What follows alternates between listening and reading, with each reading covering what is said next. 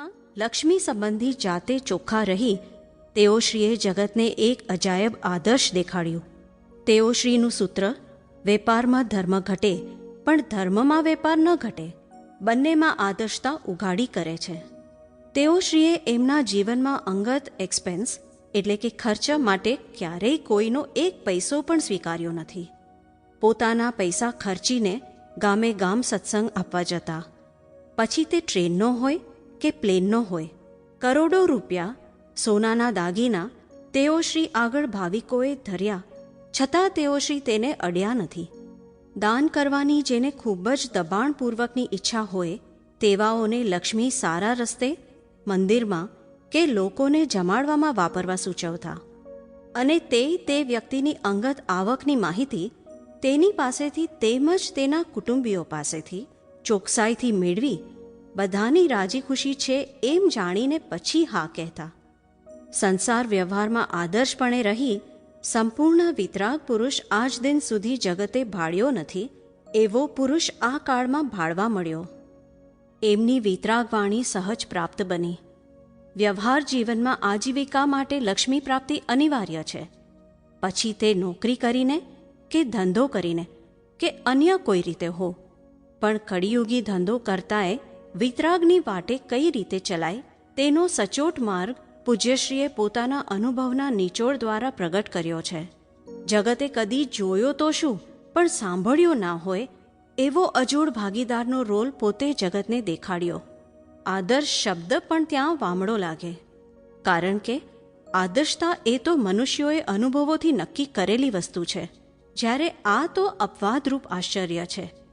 વેપારમાં ભાગીદારી નાની ઉંમરથી 22 વર્ષની વયથી જેમની સાથે કરતા તે ઠેઠ સુધી તેમના બાળકો સાથે પણ આદર્શ રીતે તેમણે ભાગીદારી નિભાવી. કોન્ટ્રાક્ટના ધંધામાં લાખો કમાવ્યા, પણ નિયમ એમનો એ હતો કે પોતે નોન મેટ્રિકની ડિગ્રી સાથે નોકરી કરે તો કેટલો પગાર મળે, 500 કે 600, તે એટલા જ રૂપિયા ઘરમાં આવવા દેવાય, બાકીના ધંધામાં રાખવાના જેથી ખોટ વખતે કામમાં આવે.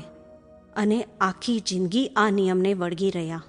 ભાગીદારને ત્યાં દીકરા દીકરીઓ પરણે તેનો ખર્ચો પણ તેઓ શ્રી 50-50 પાર્ટનરશિપમાં કરતા. આવી આદર્શ ભાગીદારી વર્લ્ડમાં ક્યાંય જોવા મળે? પૂજ્યશ્રીએ ધંધો આદર્શપણે, અજોડપણે કર્યો, છતાં ચિત્ત તો આત્મા પ્રાપ્ત કરવામાં જ હતું.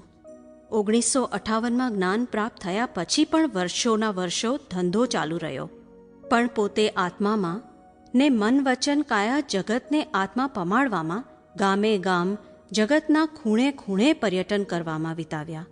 એ કેવી તે દ્રષ્ટિ સાંપડી કે જીવનમાં વ્યાપાર વ્યવહાર અને અધ્યાત્મ બંને એટ એ ટાઈમ સિદ્ધિના શિખરે રહીને થઈ શક્યું? લોકસંજ્ઞાનું પ્રાધાન્ય જ લક્ષ્મી છે, પૈસાને જ 11મો પ્રાણ કયો છે. તે પ્રાણસમા પૈસાનો વ્યવહાર જીવનમાં જે થઈ રહ્યો છે તેના સંબંધે આવન જાવનના, નફા નુકસાનના, ટકવાના અને આવતે ભવ જોડે લઈ જવાના જે માર્મિક સિદ્ધાંતો છે તથા લક્ષ્મી સ્પર્શનાના જે નિયમો છે તે સઘળાની જ્ઞાનમાં જોઈને, વ્યવહારમાં અનુભવીને વાણી દ્વારા જે વિગતો મળી તે આ પૈસાનો વ્યવહાર સુજ્ઞ વાચકને જીવનભર સમ્યક જીવન જીવવા સહાયક થશે એ જ અભ્યર્થના. સંપાદકીય સમાપ્ત. જય સચ્ચિદાનંદ. દાદા ભગવાન પ્રરૂપિત પુસ્તક પૈસાનો વ્યવહાર સંક્ષિપ્તનું વાંચન. લક્ષ્મીજીનું આવન જાવન. આખા જગતે જ લક્ષ્મીને મુખ્ય માની છે ને. હરેક કામમાં લક્ષ્મી જ મુખ્ય છે, એટલે લક્ષ્મી ઉપર જ વધારે પ્રીતિ છે. લક્ષ્મી ઉપર વધારે પ્રીતિ હોય ત્યાં સુધી ભગવાન ઉપર પ્રીતિ ના થાય. ભગવાન ઉપર પ્રીતિ થાય પછી લક્ષ્મીની પ્રીતિ ઉડી જાય. બેમાંથી એક ઉપર પ્રીતિ બેસે, કાં તો લક્ષ્મી જોડે ને કાં તો નારાયણ જોડે. તમને ઠીક લાગે ત્યાં રહો. લક્ષ્મી રંડાપો આપશે, મંડાવે તે રંડાવે પણ ખરું, ને નારાયણ મંડાવે નહીં ને રંડાવે પણ નહીં. નિરંતર આનંદમાં રાખે, મુક્ત ભાવમાં રાખે. વાત તો સમજવી પડશે ને. આમ ક્યાં સુધી પોલમપોલ ચાલશે? ને ઉપાધિ ગમતી તો છે નહીં. આ મનુષ્ય દેહ ઉપાધિથી મુક્ત થવા માટેનો છે, ખાલી પૈસા કમાવા માટે નથી.